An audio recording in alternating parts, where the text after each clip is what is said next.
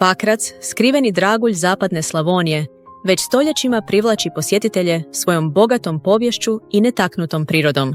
Šetajući njegovim ulicama, osjetit ćete duh prošlosti u očuvanim povijesnim zgradama i spomenicima. Pakračka tvrđava, kao svjedok brojnih povijesnih događaja, nudi nezaboravan pogled na grad i okolicu. No, Pakrac nije samo grad prošlosti. Dinamičan je i moderan grad koji se uspješno razvija i nudi brojne mogućnosti za rekreaciju i zabavu. Brojna izletišta, poput Omanovca i Matkovca, idealna su za odmor u prirodi, a ljubitelji aktivnog odmora mogu uživati u biciklizmu, pješačenju i drugim sportskim aktivnostima. Gastronomska ponuda Pakraca oduševit će sve gurmane. Tradicionalna slavonska jela pripremljena od svježih lokalnih proizvoda, poput kulena, čvaraka i domaćeg kruha, nezaboravan su doživljaj. Pakračka priroda je pravo osvježenje za dušu i tijelo.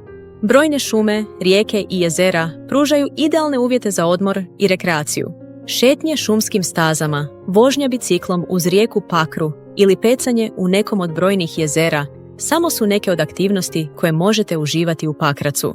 Pakrac je grad bogate kulture i tradicije. Brojne crkve, kapele i sakralni objekti svjedoče o bogatoj duhovnoj prošlosti grada. Muzeji i galerije čuvaju vrijednu kulturnu baštinu, a folklorne skupine njeguju tradicionalne običaje i nošnje.